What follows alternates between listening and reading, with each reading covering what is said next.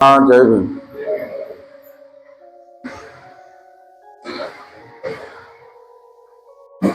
आपण पाहत आहोत भगवान बुद्धाचं पहिलं प्रवचन आणि त्यामधला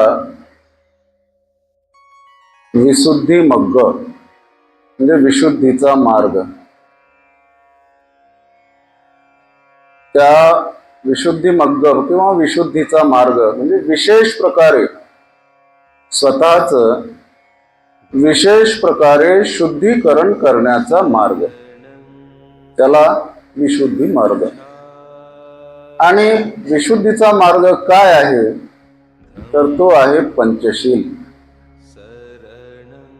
5 प्रकारचे शील जे भगवंतांनी या जगाला दिलेले आहे.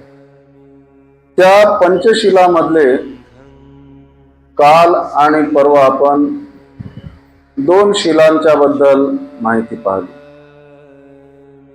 या शिलांचं तात्विक स्वरूपात खूप विस्तृत असं वर्णन आहे ग्रंथांमध्ये. परंतु एवढं सैद्धांतिक तात्विक जे वर्णन आहे ते जर आपण करू गेलं तर वेळ जातोय, काही बाबी आपल्या डोक्याच्या वरूनही जातात. आणि म्हणून शक्य तेवढं आपल्याला सकाळी झोपेतून उठल्यापासून तर संध्याकाळी झोपेपर्यंत ज्या ज्या गोष्टीशी आपला संबंध येतो त्यामधल्या काही गोष्टी, त्याच्यातल्याही सगळ्याच्या सगळ्या मी सांगू नाही शकत, कारण प्रत्येकाचं जीवनशैली जी आहे ती वेगवेगळी आहे. प्रत्येकाच्या सवयी वेगवेगळ्या आहेत, प्रत्येकाचे स्वभाव वेगवेगळे आहे, प्रत्येकाची काम करण्याची वागण्याची पद्धत वेगवेगळी आहे, विचार करण्याची पद्धत वेगवेगळी आहे. आणि त्यामुळे त्यांच्या प्रत्येकाकडून घडणारे जे कर्म आहेत, आचरण आहे, तेही वेगवेगळं आहे. म्हणून जे काही मी सांगतो तेवढंच पुरेसं आहे असं नाही. तर आपण जर स्वतः चिंतन केलं, काल हेच सांगितलं की आपण इथून गेल्यानंतर झोपताना तरी झोप लवकर नाही आली तर काही वाईट गोष्ट नाही आहे. ते झोप न येणं वाईट गोष्ट नाही आहे, फक्त चिंतेमुळे झोप नाही येत असं व्हायला नको. झोप न येणं काही वाईट गोष्ट नाही आहे. चिंता वगैरे ज्या असतात त्याच्यामुळे झोप जर येत नसली तर ते वाईट गोष्ट आहे. पण सहसा काही ठराविक वयानंतर झोप कमी होते, दिवसा झोपलं जाते, शरीराचा जे श्रम आहे ते कमी होतात, त्याच्यामुळे झोप कमी होते. तर झोप जर आली नाही लेटल्या तर आपण जे काही ऐकलं त्याच्यावर चिंतन केलं पाहिजे. त्याच्याशी संबंधित आपल्या जीवनात काय काय घडते याच्यावर चिंतन केलं पाहिजे. इथं जेवढं सांगितलं त्याच्यावर तर केलंच पाहिजे चिंतन, पण त्याच्या व्यतिरिक्त आपल्याकडून काही घडणाऱ्या बाबी आहेत काय त्याच्यावर विचार केला पाहिजे. आणि जिथं मी कालही म्हटलं की जिथं आपण 2-3 जण बसतो तर जे आवश्यक बाबी आहेत, आवश्यक विषय आहेत, त्याच्यावर चिंतन चर्चा केल्याच पाहिजे. आपल्या व्यावहारिक बाबी असतात त्याच्यावर चर्चा केल्याच पाहिजेत, वाईट नाही. पण जर त्याच्याशिवाय आपल्याला वेळ मिळत असेल, आपल्या व्यावहारिक संबंधित ज्या बाबी आहेत त्याच्यावर चर्चा करूनही जर आपण रिकामे बसल्यावर आणि रिकामे असताना मग इतर म्हणजे समजा 2 लोक बसलेले आहेत, 3 लोक बसलेले आहेत, 4 लोक बसलेले आहेत, महिला असो पुरुष असो, 4 लोक बसले असतील तर गोष्ट कोणती करायची असली तर 4 लोकांशी संबंधित करायला पाहिजे. हजर असलेल्या, हजर नसलेल्या 5व्या व्यक्तीशी संबंधित जर विचार केला, चर्चा केल्या तर त्या चांगल्या केल्या पाहिजे, चांगल्या बाबतीत केल्या पाहिजे, त्याचे परिणाम चांगले येतील असा विचार केला पाहिजे. त्याच्यामुळे कलुषितपणा कोणाच्या बद्दल निर्माण होणार नाही, कोणाच्या बद्दल मतभेद निर्माण होणार नाही, याचा प्रयत्न केला पाहिजे. ह्या बाबी महत्वाच्या. काल पंचशिलेमधलं दुसरं शील पाहिलं, अदिन्ना दाना वेरमणी सिक्कापदं समादियामि. मी न दिलेली कोणतीही वस्तू घेण्यापासून अलिप्त राहण्याची शिकवण ग्रहण करतो. अदिन्ना दाना. अदिन्ना, अ म्हणजे नाही, दिन्ना म्हणजे दिलेली. जे आपल्याला दिलेली नाही, आपल्या मालकीची नाही, ज्याच्या मालकीचं आहे त्यानं आपल्याला दिलेलं नाही, तर ते जर आपण घेत असलो तर ती झाली चोरी. आणि बऱ्याच जीवनामध्ये बऱ्याच गोष्टी अशा घडत असतात, बऱ्याच बाबी अशा घडत असतात. कोर्ट कचेऱ्यामध्ये पावणं तर केसेस असे खूप असतात. सम्यक आजीविकेचा अंग ज्या वेळेला येईल त्यावेळेला मी काही उदाहरणं सांगेन. बऱ्याच गोष्टी अशा घडत असतात की ज्या आपल्या नसतात, त्याच्यावर आपण हक्क गाजवतो, त्याचा आपण उपभोग घेतो, चोरी होते. काही काही तर जबरदस्तीनं करतात लोक, खास करून धार्मिकतेतलेही लोक. आमच्या 2-3 वर्षापूर्वीचं एक उदाहरण आहे. त्या नवसारीच्याच महिला, मी घरी नव्हतो, आम्ही दोघेही घरी नव्हतो, पोरगा होता वाटते घरी, लहान पोरगा होता. त्या महिला आल्या, आता झेंडा आहे घरावर तर येतात दान मागण्यासाठी, विहाराचं दान मागण्यासाठी. आता घरी लहान पोरगा, तो कुठचं दान देणार आहे? आम्ही दोघेही घरी नव्हतो. तर त्यांना दान नाही दिलं, पण आंब्याच्या झाडाला आंबे होते, त्यांना तोडले जबरदस्ती, बायानं तोडले, घेऊनही गेले. पोरानं म्हटलंय म्हणते तर काय होते, 2-4 नेले तर काय होते? आता सांग, त्यांच्या मालकीचं आहे का ते? ज्याच्या मालकीचं आहे त्यानं दिलं काय त्यांना?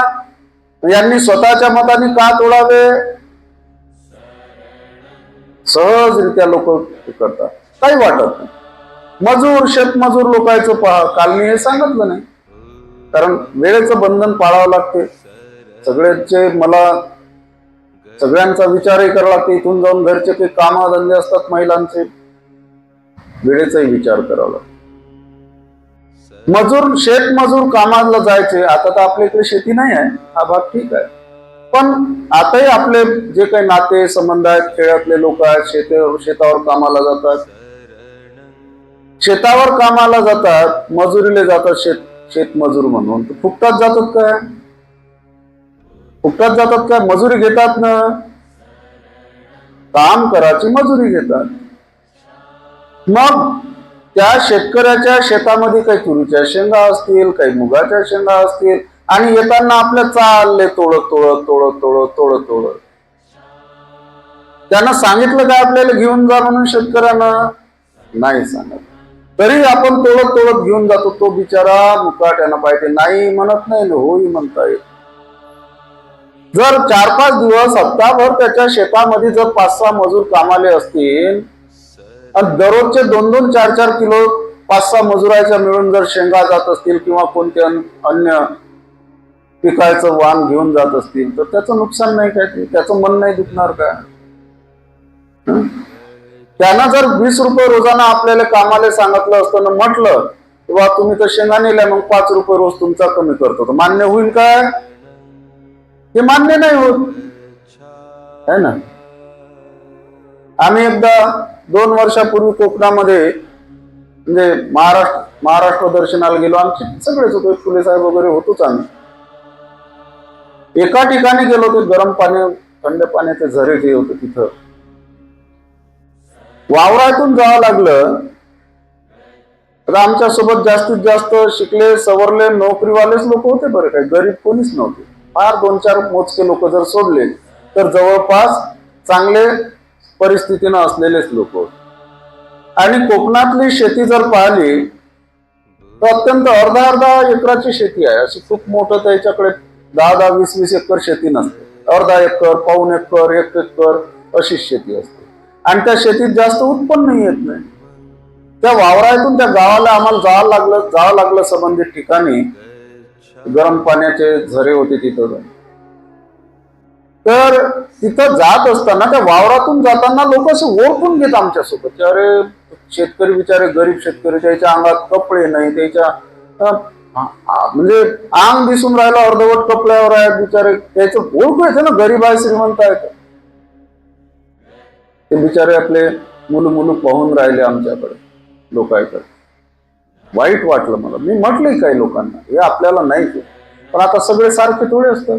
काही लोक आगाऊ असतातच, ते आगाऊपणा करतात. ते कुठेही जा, काही लोक आगाऊ जे असतात ना, ते त्याच्या समोर प्रत्यक्ष भगवान बुद्ध जरी आले तरी ते आगाऊपणा आपला सोडत.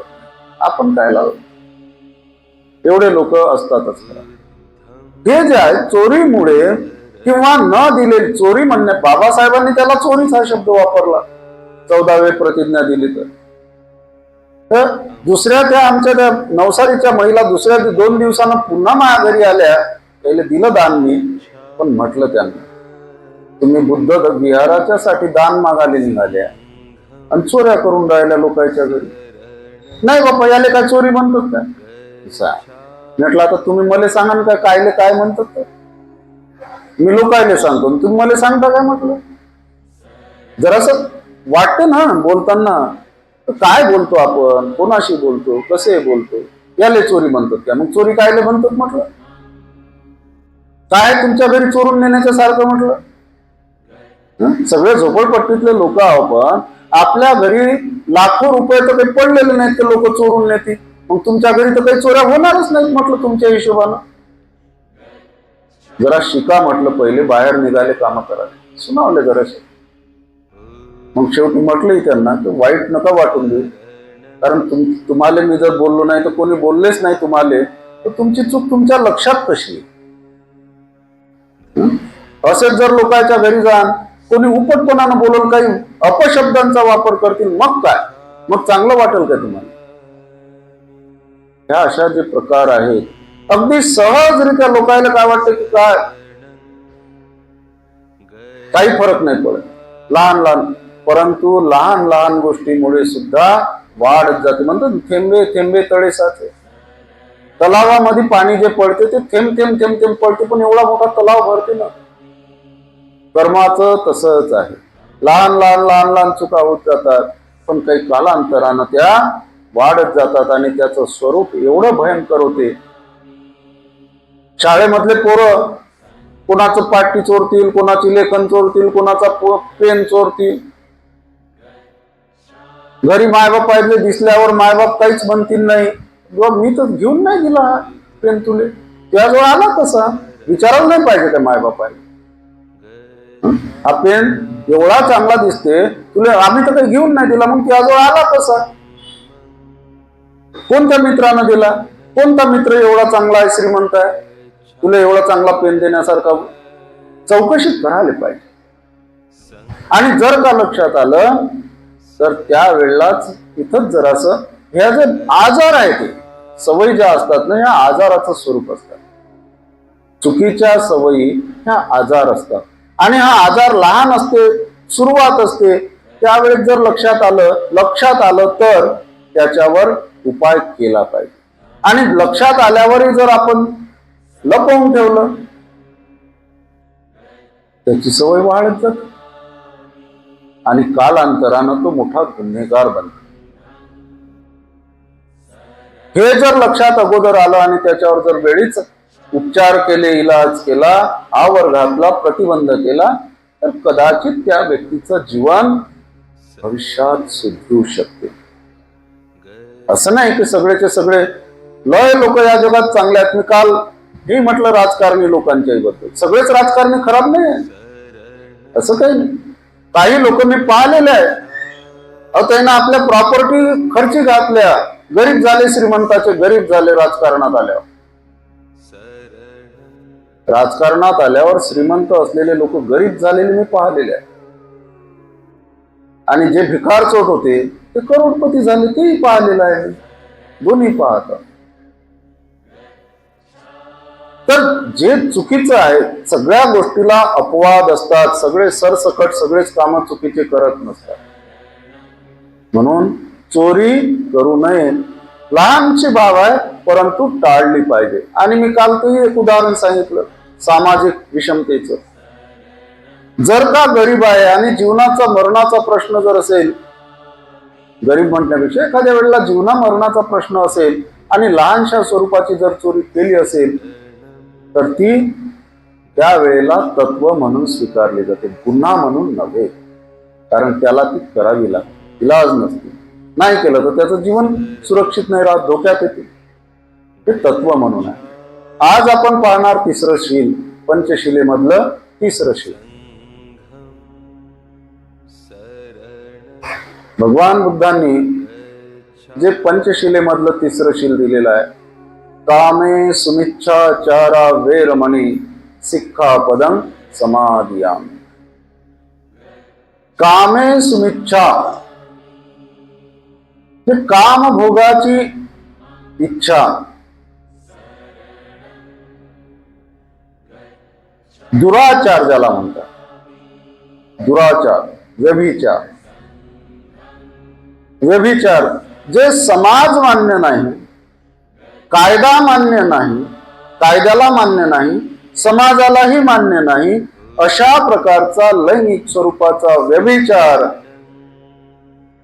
कामे सुमिच्छाचार, अशा प्रकारच्या व्यभिचारापासून अलिप्त राहण्याची मी शिकवण ग्रहण करतो.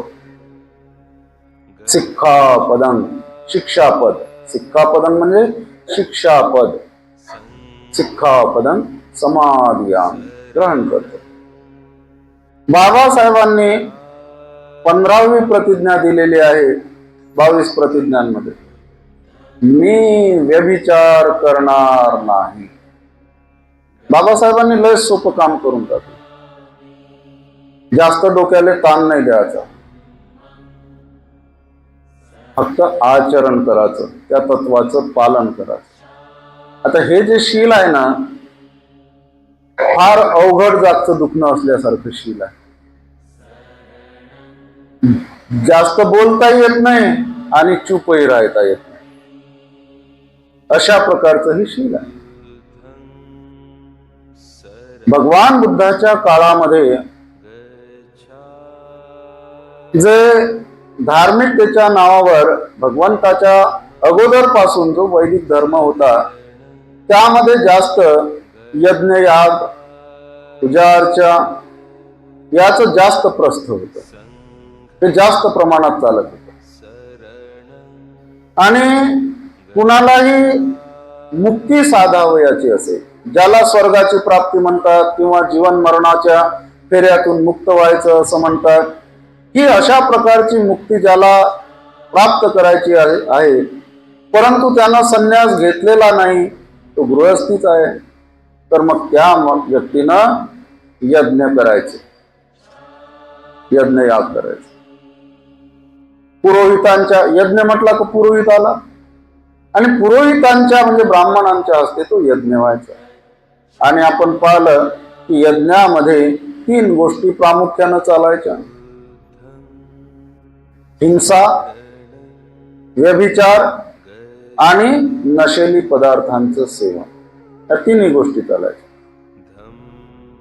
हिंसा आपलं शील होऊन गेलं, आज आहे व्यभिचार, नशेली पदार्थांचं परवा येईल 2 दिवसानं.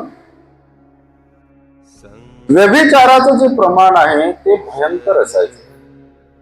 बाबासाहेब आंबेडकरांनी जो रिडल्स ऑफ हिंदुइझम हा ग्रंथ लिहिलेला आहे, त्याच्यामध्ये खूप वर्णन केलेलं आहे यज्ञयागांचं वगैरे.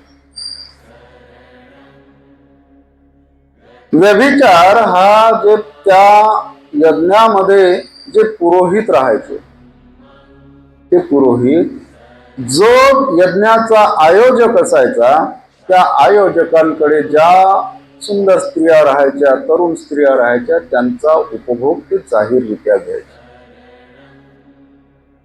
खुलेआम व्यभिचार करायचे त्यांच्यासोबत. आणि याच्यामुळे असं जर धार्मिकतेच्या नावावर चालत होतं तर समाजाची काय अवस्था राहत असेल, समाजामध्ये किती खालची पातळी गाठल्या जात असेल वागणुकीच्या बाबतीत. भगवंतांनी याचा चांगल्या प्रकारे सांगोपांग विचार केला, सर्व अंगांनी याचा विचार केला आणि हे शील दिलं की मी व्यभिचार करणार नाही, व्यभिचारापासून अलिप्त राहा. आपण जर पाहिलं तर व्यभिचार हा कसा राहते, काही प्रकरणात तर असंही राहायचं, ग्रंथांमध्ये आलेलं आहे, आजही ते तशा प्रकारचे प्रकरण येतात, बातम्यांमध्ये येतात. म्हणजे नुसता महिला पुरुष यांच्यामध्येच व्यभिचार व्हायचा असं नाही, तर लैंगिकतेचा ज्या लोक विकृत मानसिकतेचे राहतात ते दुसऱ्या प्राण्याच्या सोबत सुद्धा लैंगिक दुराचार करायचे. काय म्हणतो लक्षात येऊन राहिलं ना?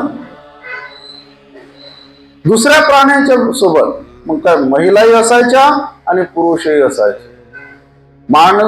माणसाचा स्त्रीशीच व्यभिचार व्हायचा असं नाही, तर दुसऱ्या प्राण्यांच्या सोबत सुद्धा दुराचार लैंगिकतेचा व्यवहार केला जायचा.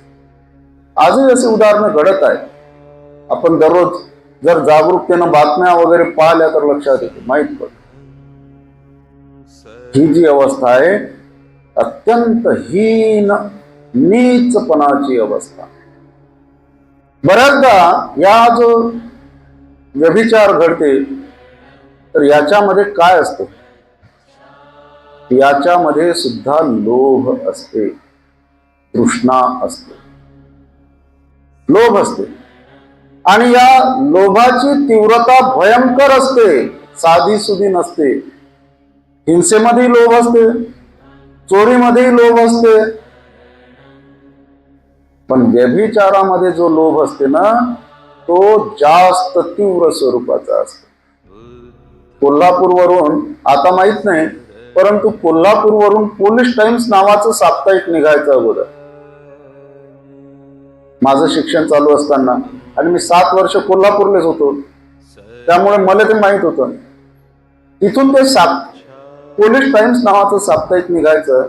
तर त्या साप्ताहिकामध्ये सगळ्या ज्या बातम्या राहायच्या ना, सगळ्या खुनाच्याच बातम्या राहायच्या. खून. आणि त्या खुनाच्या मुळाशी काय कारण असायचं, तर खुनाच्या मुळाशी राहायचं व्यभिचाराचं कारण. व्यभिचार. आणि त्याच्यामुळे खून. कारण ज्या वेळेला एखाद्याची मुलगी चुकीचं काम करते तर त्या मायबापाला सहन होत नाही. एखाद्याची पत्नी चुकीचं काम करते तर त्या पतीला सहन होत नाही. एखाद्याची बहीण चुकीचं काम करते त्या भावाला सहन होत नाही. बाकी एखाद्या घरी एखाद्यानं चोरी केली तर सहन करतील, पण व्यभिचार सहसा सहन केला जात नाही, सहसा सहन केला जात नाही. आणि त्याच्यामुळे हिंसा घडतात, त्याच्यातून हिंसा घडतात. आणि हे जे अनेक प्रकारचं व्यभिचाराचा जे प्रकार असतो ना, त्याला असं म्हणता येईल की इशारा एकाच्या सोबत, मी काय म्हणतो जराशी काळजीपूर्वक आहे का, इशारा एकाला, प्रेम संबंध दुसऱ्याशी, लग्न तिसऱ्याशी आणि शारीरिक संबंध चौथ्याशी. हे अशा प्रकारचे असतात. आणि नुसते शारीरिक संबंध ते एकाशी नसतात तर अनेकांशी असतात. आणि त्याचा परिणाम अनेक प्रकारचे आजार निर्माण होतात. बऱ्याच समोर या, समोर या सर, का समोर तुम्ही.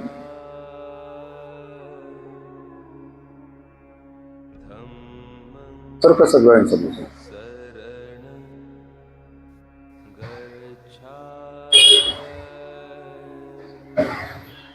आपण जेव्हा बाहेर जातो तर बऱ्याच ऍटोवर लिहिलेलं असते मागच्या बाजूला, एड्स टाळा आणि नैतिकता पाळा, असते का नाही लिहिलेलं? काही लोकांना पाहिलं असेल, काही लोकांना नसेल. नैतिकता पाळा, एड्स टाळा. हा जो एड्सचा आजार आहे हा याच्यातून, त्याला वेगळी दुसरे अजून कारण आहेत असं नाही म्हणत, परंतु त्या अनेक कारणांमधलं हे एक कारण आहे. एका व्यक्तीचा अनेक व्यक्तींशी शारीरिक संपर्क येणे हे अधोगतीचं लक्षण आहे आणि त्याच्यामुळे अनेक प्रकारचे आजार आणि खास करून एड्स हा आजार आता जागतिक समस्या बनलेली आहे, हा निर्माण होतो. परंतु लोक ते करतात. अनेक बाबतीत असं घडते की जे लोक अशा प्रकारचे, आता आपण सोप्याच भाषेत जर बोलायचं झालं तर काय म्हणतात, त्याला लफडा आहे यायचा, है ना, लफडा आहे यायचा. महिला असतील, पुरुष असतील, कोणी असेल, हे जे लोक असतात असे लफडे करणारे, आणि काही लोकांना त्या लोकांच्या बद्दल एक सहानुभूती असेल किंवा कोणतं जवळचे नातेसंबंधातले असतील, तर काय होते की त्याच्यामध्ये अडथळा आणतात. अडथळा आणण्याचं कारण काही असो, परंतु त्याच्या मागचा जर आपण उद्देश पाहिला तर असं आपण गृहीत धरू की त्यांचं लफड्याचं प्रकरण आहे, होऊ नये, याच्यातून वाईटपणा निर्माण होऊ नये म्हणून काही लोक त्यांना व्यत्यय आणतात, अडथळे आणतात. पण अशा प्रसंगी काय होते, अडथळा आणणाऱ्याचाच काटा काढला जातो. दररोज पेपरला पहा किती प्रकरण येतात, दररोजचे. प्रेम संबंधामध्ये पतीचा अडथळा, पत्नीनं त्याचा काटा काढला. प्रेम संबंधामध्ये पत्नीचा अडथळा, तर पतीनं तिचा काटा काढला. दररोजच चालू आहे आणि त्याचं प्रमाण दिवसेंदिवस वाढत आहे, भयंकर वाढत आहे. का असं होत आहे, तर कुणालाही धम्माच्या बद्दल जाण नाही, त्याच्याबद्दल गंभीरपणा नाही, आणि त्यामुळे असं घडत आहे. खून, आणि नुसते कित्येक प्रकरण तर असे येतात. एक नगर जिल्ह्यातलं प्रकरण वाचलं मी, म्हणजे पत्नीचं प्रेम संबंध दुसऱ्यासोबत, पतीला लक्षात आलं आणि पतीच्या लक्षात आलं, तो विरोध करत होता, मुलं बाळ आहेत, पण तू हे कसं का करतो, या परिस्थितीत अशी नको वागत. पतीनं समजावलं, पण कायचे ऐकते. मग काही दिवसानं असं झालं की त्यानं, नाही मी आता सोडलं, ते ठीक आहे बा, आता सोडलं. परंतु जो तिचा प्रियकर होता, आता चांगले संबंध, काही नातेसंबंधातले असले तर जरी प्रकरण होतं, आता बंद झालं बा यायचं, तर संबंध राहतात नातेसंबंध. या अर्थाने एक दिवस तो तिचा प्रियकर या हिच्या पतीला घेऊन जातो, गाडीवर घेऊन जातो. त्याला काही माहित नसते पतीला काय होईल म्हणून, घेऊन जातो, धावपेचानं घेऊन जातो आणि एका नदीच्या पुलावर थांबतात, गप्पा गोष्टी करतात, गोड बोलतात एकमेकांसोबत. पण ज्या वेळेला तो त्या नदीला पूर असतो आणि तिचा जो प्रियकर असतो तो त्या माणसाला त्या पुरात ढकलून देतो. तो ढकलून देतो तर हा काय करतो, हाही त्याला पकडतो, त्याच्यासोबत दोघंही पडतात, वाहत जातात, दोघंही मरतात. काय झालं, हिचं लग्नाचा पती गेला आणि ज्याच्या सोबत अपेक्षा होती तोही गेला. आणि नुसते ते गेले नाही तर का गेले म्हणून चौकशी झाल्यावर ही जेलमध्ये जाऊन बसली. लेकरायचं काय, वाईट अवस्था. दररोज प्रकरण येतात, पावणं तर म्हणजे, आणि एक प्रकरण त्याला काहीतरी 5-6 पोरं त्या बाईले, आणि पोरीले पाहाले पोरगा आला, लग्नाची पोरगी, पोरीले पाहाले पोरगा आला. पोराच्या सोबत दुसरे माणसंही असतील, माय बापही असतील, नातेवाईक असतील. संबंध पक्का झाला, साक्षगंध ठरला, लग्नाची तारीखही ठरली, काही खर्च, आता एवढं सगळं झालं तर खर्च तर होणार, बिगर खर्चाचं सगळं होईल नाही. त्या दरम्यान त्या होणाऱ्या जावयाचं आणि होणाऱ्या सासूचं प्रेम संबंध जुळले. सासू गेली होणाऱ्या जवयासंग. पहा कसे प्रकरण. हे असं एखादच प्रकरण नाही, अनेक असे प्रकरण घडतात, अनेक असे प्रकरण. कुटुंब बर्बाद याच्यामध्ये होत आहे. परंतु कुणाच्या त्यांच्या लक्षात येत नाही की काय काय सांगा. बरेचदा या व्यभिचाराच्या साठी लोक बळी पडतात. एखादे उच्च पदस्थ लोक असतात, अधिकारी, राजकारणी, काय करतात? गरजवंत व्यक्ती असला, महिला असली, पुरुष असला, महिला जर अधिकाराच्या पदावर असेल तर ती पुरुषाला आमिष देते. पुरुष जर अधिकाराच्या पदावर असेल तर महिलेला आमिष देते. वा तू बेकारीत आहेस, गरिबीची परिस्थिती आहे, मी तुझ्यासाठी एखादी नोकरी पाहून देतो, मी तुला काहीतरी तुझ्यासाठी करतो. आणि मग त्याच्यासाठी तिच्याकडे डिमांड केली जाते, मागणी केली जाते शरीर सुखाची. ती सुद्धा महिला किंवा कोणी तरुणी असली तर ती सुद्धा गरज म्हणून त्या आमिषाला बळी पडते आणि हा त्याचा दुरुपयोग घेतो. बरेचदा खोट्या म्हणजे विवाहाचं आमिष दाखवलं जाते, विवाहाचं आमिष दाखवलं जाते. तू माझ्याशी जर तयार असशील तर मी लग्न करतो तुझ्यासोबत.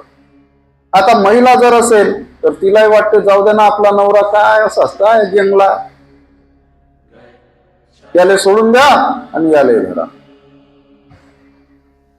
असं होत. तो काही दिवस तिचा वापर करून घेतो आणि त्याचं सगळं मन निघालं की सोडून देतो.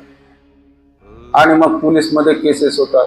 वास्तविक या ज्या केसेस होतात ना, की खोटं आमिष दाखवलं, खोटं प्रलोभन दाखवलं आणि मग आमचं शोषण केलं, शारीरिक मानसिक शोषण केलं.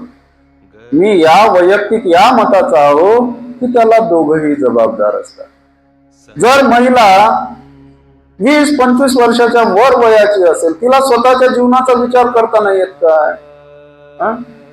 त्याचा आमिष दाखवणारा व्यक्ती लग्न झालेला असेल, चांगलं त्याला मुलं बाळ असतील, कशाला त्याच्या नादी लागावं? त्याच्या कुटुंबाचं काय होईल, त्याच्या पत्नीचं, त्याच्या मुलाबाळाचा विचार नाही करावं काय? आणि तो त्याच्या पत्नीला, त्याच्या मुलाबाळांना सोडून जर तो आपल्याला स्वीकारेल तर तो आपल्याशी कसा काय प्रामाणिक राहील? सोपा विचार. जर स्वतःच्या ज्याच्या सोबत लग्न झालं तिच्या सोबत तो प्रामाणिक नाही राहत तर तो माझ्या सोबत प्रामाणिक कसा राहील हा प्रश्न नाही पडायला पाहिजे काय म्हणा. पण ती एक धुंदी असते, नशा असते आणि त्याच्यात त्याला ते बळी पडतात. आणि मग ज्या वेळेला सगळं निघून जाते मग लक्षात येते तर मग मात्र पोलीस कंप्लेंट. आता पोलीसवाल्याला बिचारायला घ्यावंच लागते तक्रार घेतात. पुढं काय होईल त्याचं ते पाहत बसतात. कोर्टात मॅटर गेल्यावर पाहत बसा म्हणतात तुमचं तुम्ही. अनेक वर्ष केसेस चालतात, त्याचं काय होते कुणाला काही समजत नाही, पुढं काय झालं तर. पण असं घडते. ह्या ज्या घटना घडत आहेत त्या अत्यंत म्हणजे व्यभिचाराच्या याच्यातून कित्येक कुटुंब बर्बाद होत आहेत, कित्येक कुटुंब बर्बाद होत आहेत. त्यामुळे कित्येक कुटुंब बर्बाद होत आहेत. पण लोक त्यावेळेला ते करतात. काल परवाच एक बातमी आहे अमरावतीतली. तो पोरगा इन्कम टॅक्स डिपार्टमेंटला की काहीतरी होता वाटते, मौर्य नावाचा पोरगा, यूपी बिहार कडचा असेल. अमरावतीतली पोरगी, चांदूर बाजारची, मनोहरे आडनावाची पोरगी, एससीचीच असं. ती भाड्यानं राहत होती अमरावतीत आणि ती पोरगाही कुठेतरी भाड्यानं राहत असेल. दरम्यान त्यांचे प्रेम संबंध जुळले, पण त्याची नंतर बदली झाली वाटते बेंगलोर वगैरेला. आणि काहीतरी बिनसलं असेल. आता प्रेम म्हटलं की ते काय त्यागातून थोडंच राहते, बिनसतेच. लोभ असतील त्याच्यात, बिनसते. बिनसलं तर त्या पोरानं नकार दिला लग्नाला, मी नाही करत त्यासोबत लग्न. हिनं हट्ट धरला लग्नाचा, त्यानं नकार दिला. हिनं सांगितलं की मी आत्महत्या करतो, तू लग्न नाही करशील तर. त्यानं म्हटलं असेल, खोटं वाटलं असेल त्याला, मजाक करते बा, कायची आत्महत्या करत. म्हटलंही असेल त्यानं कर बा, खरोखर तिनं आत्महत्या केली.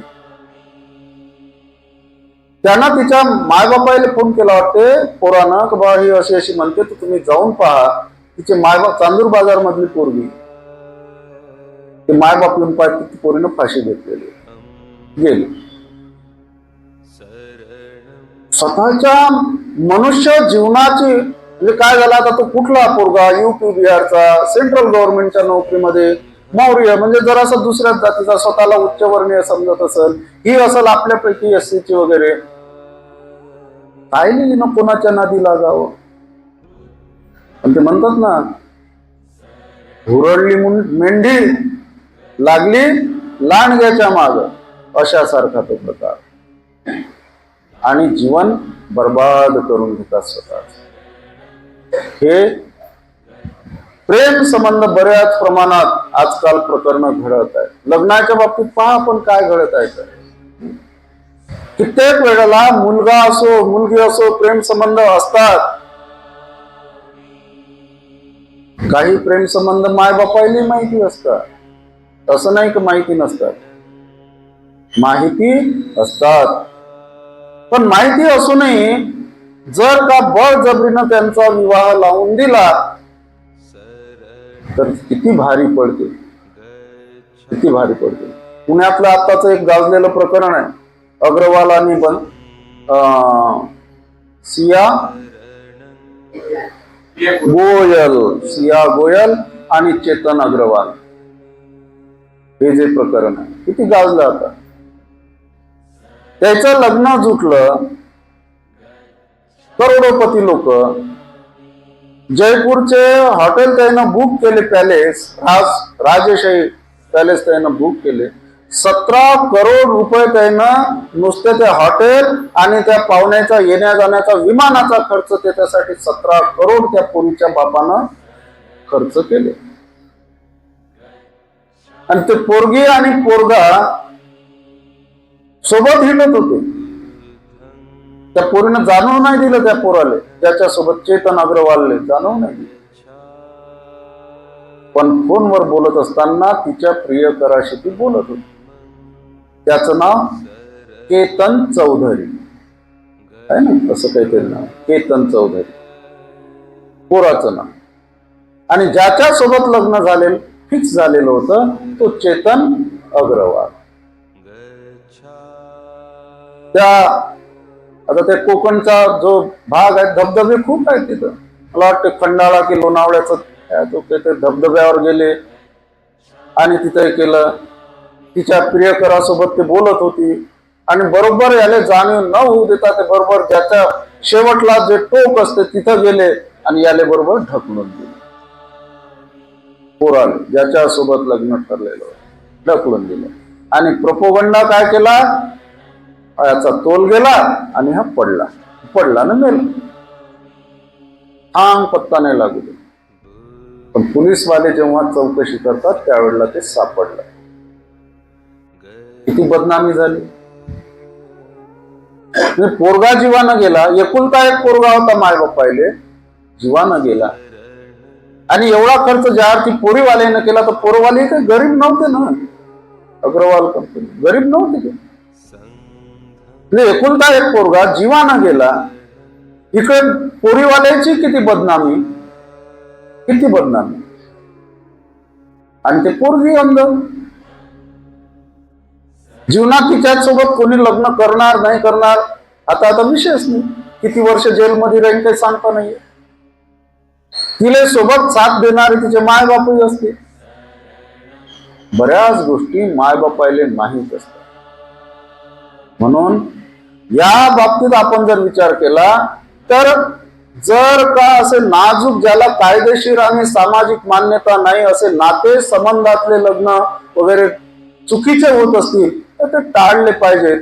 पण जर का असे सहजरित्या होऊ शकतात आणि करायला हरकत नाही असे जर संबंध होत असतील प्रेमविवाहातूनही तर त्याला मायबापाने जास्तच ताणू नये, त्याला जास्त ताणू नये. काय व्हायचं त्याच्या भरोशावर त्याला सोडून द्यायचं, त्याच्या मतानं करतात ना तर सोडून द्यायचं. फक्त जरासं हे पाहायचं की रक्ताचे नात्याचे संबंध वगैरे कुठं नाही आहे, एवढं पाहायचं. कारण रक्त नात्याचे संबंध हे जोपासलेच पाहिजे. हा जो व्यभिचार घडते, हा व्यभिचार जो घडते ना, तो सहसा शरीराच्या पातळीवरून घडत नाही, तो मनाच्या पातळीवर घडते. शरीर काय आहे हो? शरीराचे जे घटक आहेत ना, ते काय आहेत? पृथ्वी म्हणजे माती, आप म्हणजे पाणी, तेज म्हणजे उष्णता आणि वायू म्हणजे हवा.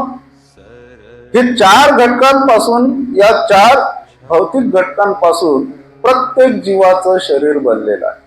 वनस्पती असो की प्राणी असो, प्रत्येक जीव याच घटकांपासून बनलेला आहे. या घटकांमध्ये कोणत्याही प्रकारचा उचित म्हणा किंवा अनुचित म्हणा, चांगला म्हणा किंवा वाईट म्हणा, विचार करण्याची क्षमता नाही. वाईट किंवा चांगला विचार करण्याची क्षमता कशात आहे? या मनात. ती मनात आहे. आणि म्हणून जो काही वैचारिक व्यभिचार जो घडतो, तो मनातून घडतो. मनातून तो विचार निर्माण होतो. आणि त्यामुळे आपण पाहतो की मन हे कधी म्हातारं होत नाही. शरीर म्हातारं होते म्हणतात, पण मन म्हातारं होत नाही. बरेच लोक आपल्या वयाचा विचार करत नाही आणि जवानच आहो असं दाखवतात. तशाच प्रकारे वागण्याचा, तशाच प्रकारे शरीराला ठेवण्याचा, दाखवण्याचा प्रयत्न करतात. पण तसं नसते. अनेक लोक पाहतो आपण, वय होते तरी व्यभिचारी प्रवृत्ती जात नाही. लेकरं लग्नाला येतात तरी मायबापाचे लफडे चालू राहतात. काही काही तर लेकराची लग्न होतात, ते नातवंडाची होतात आणि मायबापाचे लफडे चालूच राहतात. उदाहरणं आहेत आपल्या समोर, अनेक लोकांना माहिती आहे. कित्येक उदाहरणं असे घडतात. सुखी कोणीच राहत नाही याच्यामध्ये. आणि म्हणून भगवंतांनी व्यभिचार घडू नये.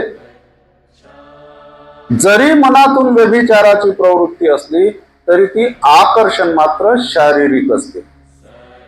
आकर्षण कसं असते? शारीरिकच आकर्षण नसते, मनातून निर्माण होते, परंतु आकर्षण शारीरिक असते. आणि म्हणून भगवंतांनी पहिली बाब जे आपण पाहिलं सिद्धार्थ गौतमाच्या बाबतीत, राजा शुद्धोधनाने त्यांच्यासाठी किती अप्सरांच्या तोडीच्या तरुणी सिद्धार्थाच्या साठी उपलब्ध करून दिल्या होत्या. सिद्धार्थ गौतम त्या झोपल्या असताना त्यांची अवस्था पाहते आणि विचार करते की हा किती म्याट आहे. त्याला अनित्यतेचं काहीच समजत नाही. अनित्यतेमुळे वृद्धत्व येईल, म्हातारपण येईल, तारुण्य निघून जाईल आणि मग ह्या कशा दिसतील? कशा दिसतील म्हातारपणा? याचा जरासा यायला विचार येत नाही, जराशी अक्कल नाही. हे जे आहे अनित्यतेचा विचार केला पाहिजे की आज जे आपलं शरीर आहे चांगलं दिसते, परंतु उद्या ते चांगलं राहील याची गॅरंटी नाही. गॅरंटी याची आहे की ते चांगलं राहणार नाही. त्याशिवाय भगवंतांनी व्यभिचार घडू नये यासाठी काही नात्यांचंही केलेलं आहे. की जर एखादी महिला एखाद्या पुरुषाच्या संपर्कात आली असेल, म्हणजे भेट झाली समजा, आणि तो पुरुष तिच्याच वयाचा असेल तर त्याला भाऊ मानलं पाहिजे. तो पुरुष जर वयानं मोठा असेल त्या महिलेच्या तर त्याला वडिला समान मानलं पाहिजे. तो जर लहान असेल त्या महिलेपेक्षा तर त्याला मुला समान मानलं पाहिजे. याच्याच विरुद्ध माणसाचं. माणूस जेव्हा एखाद्या महिलेच्या संपर्कात येतो त्यावेळेला ती महिला जर बरोबरीची असेल, 2-4 वर्षांना मागे पुढे असेल, तर तिला बहिणीसारखं समजलं पाहिजे, बहीण समजलं पाहिजे. ती जर महिला वयानं मोठी असेल तर तिला माते समान समजलं पाहिजे. आणि ती महिला जर लहान असेल तर तिला मुली समान समजलं पाहिजे. भगवंतांनी हे सांगितलं, कारण हे जे नाते आहेत हे जगातले सर्वात पवित्र नाते समजले जातात. माय पोरग, माय बापाचं नातं, बहीण भावाचं नातं, माय लेकराचं नातं, बाप लेकीचं नातं, हे जे नाते आहेत हे जगातले सर्वात पवित्र नाते मानलेले आहेत. आणि भगवंताला असं वाटलं की जो व्यक्ती माणूस आहे, शब्द पहा मी काय वापरतो, जो माणूस आहे तो या पवित्र नात्यांचा नक्कीच विचार करेल. आणि या पवित्र नात्यांचा जर विचार केला तर तो व्यभिचाराच्या भावनेला बळी पडणार नाही. परंतु या जगात असेही काही लोक असतात की ते या पवित्र नात्यांचा सुद्धा विचार करत नाही. कित्येक प्रकरण मी वाचले बातम्यांमध्ये, पेपरमध्ये, की आई 70-80 वर्षाची आणि पोरगा 50-55 वर्षाचा, त्यानं तिच्यावर बलात्कार केला. भावा बहिणीच्या नात्यामध्ये दुराचार करणारे हे जे लोक असतात त्यांना माणूस नाही म्हणता येते का? त्यांना माणूस म्हणता येत नाही. कारण माणसाला नाते संबंध जे आहेत, पवित्र नाते संबंध जे आहेत ते कोणाला समजणार? माणसाले समजणार. ते जनावराला नाही समजू शकत. पवित्र नाते संबंधांची गरिमा, महत्व हे जनावरांना समजू शकत नाही, ते माणसांना समजते. आणि ज्या माणसाच्या रूपात असलेल्यांनाही ते समजत नसेल तर त्यांना माणसं म्हणता येत नाही, त्यांना जनावरच म्हणावं लागतं.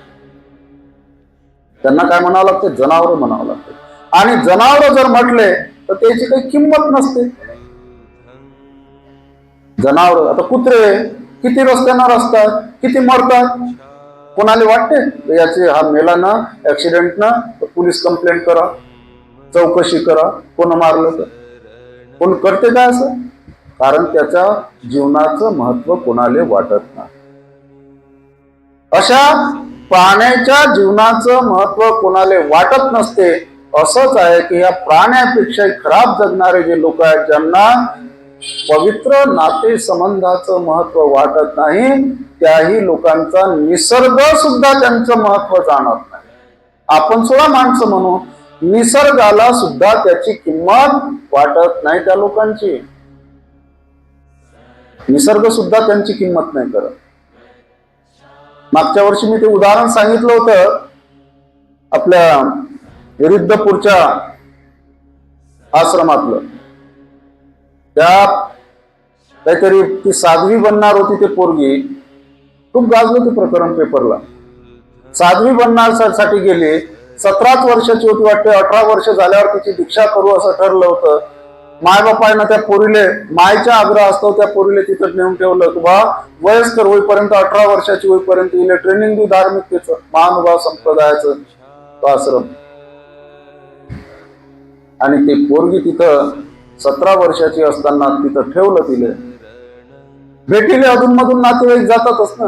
मामा जात होता तिले भेटीले, चौकशीले. मामानं तिच्यावर बलात्कार केले, सख्खा मामा. ती पोरगी गरोदर राहिली. माय आली पाहले, मायच्या लक्षात आलं, विचारपूस केली पोरीले. पोरीनं सांगितलं. मायनं काय करा? चुप राय, नाही तर माय भावाची बदनामी होईल. तिले तिच्या भावाचं महत्व, त्या पोरीचं जीवन बर्बाद केलं त्यानं, त्याचं महत्व. महिलांचे स्वभाव पहा कसे असतात. म्हणजे तिचा जन्म ज्या पोरीला दिला त्या पोरीच्या जीवनाचं महत्व नाही, परंतु ज्या भावानं दुराचार केला त्या भावाचं महत्व, त्याची बदनामी नाही. बाप गेला अचानक एक वेळ, आणि बापानं पाहिलं, लक्षात आलं. त्यानं नाही सहन केलं बापानं, पोरीच्या बापानं लगेच शिरकई पोलीस स्टेशनला तक्रार केली आणि लगेच ते प्रकरण बाहेर आलं. नुसतं त्या मामानं त्या पोरीला दुराचार केला असं नाही, तर तिथल्या जो महंत होता त्यानं ते पाहिलं, तिच्या मामानं हिच्यासोबत हे केला म्हणून, तर त्यानं सुद्धा त्या पोरीच्या सोबत दुराचार केला. त्या महंतानं काहीतरी तळेगावकर की काहीतरी नाव, हे जे प्रकरण आहे, असे अनेक प्रकरण समाजामध्ये घडत असतात. ज्या लोकांना कमीत कमी, मी तर या मताचा की जर पोरपोरी ठरवतात करू द्यायचं, फक्त ते पवित्र नाते संबंध तरी जोपासले पाहिजे. जे रक्ताचे जवळचे पवित्र नाते संबंध आहेत तेवढे जर जोपासले नाही, तर विनाकारणचा अहंपणा ठेवतात लोक. आम्ही याच्यापेक्षा जास्त वरच्या जातीचे आहोत, हे खालच्या जातीचे आहेत. अरे याच्यात अटकून पडण्यात काही अर्थ नाही, मूर्खपणा आहे. त्याच्या मतानं होते होऊ द्यायचं, पण एवढं पाहायचं की ज्याला कायदेशीर मान्यता नाही आहे, ज्याला समाज मान्यता नाही आहे, ज्या ठिकाणी पवित्र नात्यांचा विषय आहे, अशा प्रकारे विचार करून संबंध होऊ द्यायला पाहिजे किंवा नाही होऊ द्यायला पाहिजे.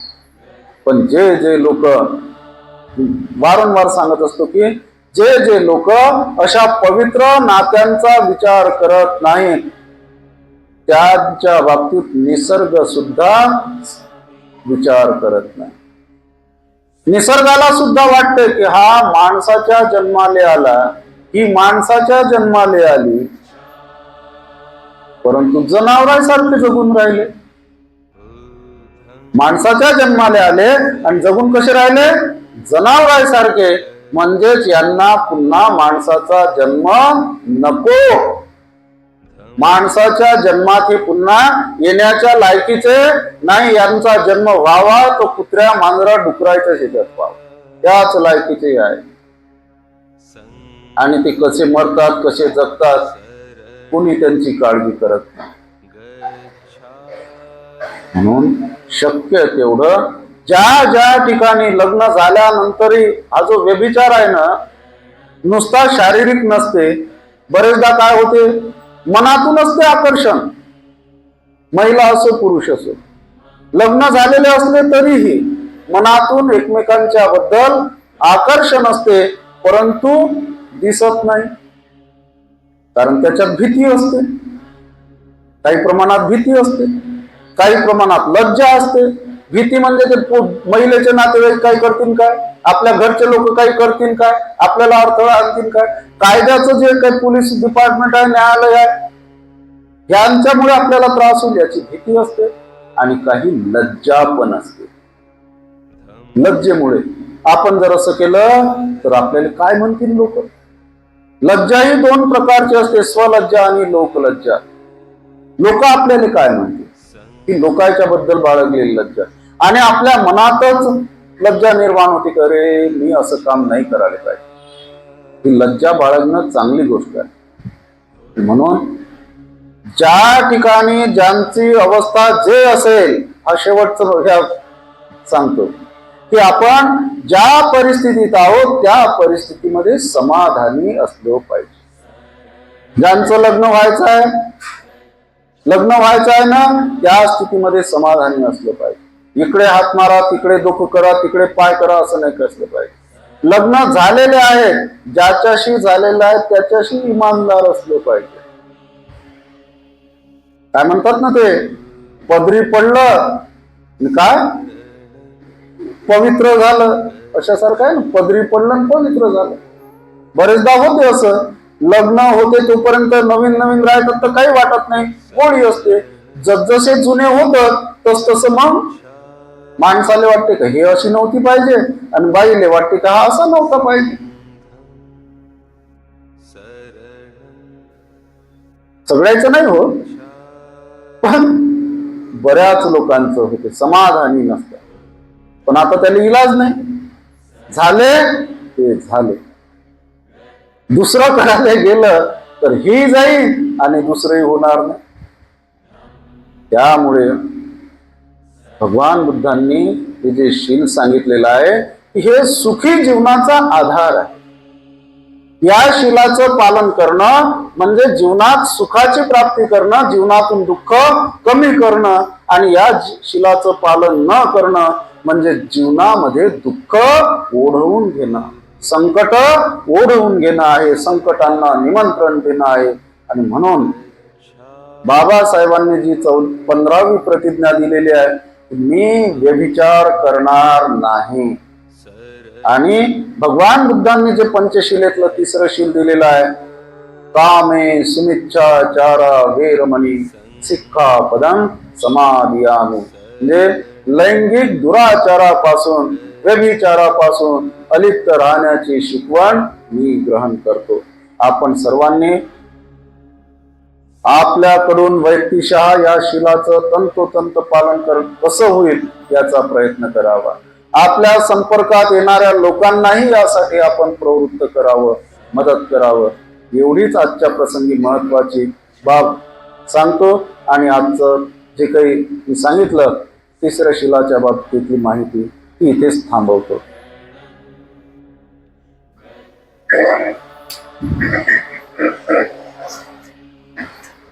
धम्मं चरेषु चरितं नतं दुश्चरितं चरे धम्मचारी धम्मं कायेन पश्यति सवे धम्मधरो होति यो धम्मं न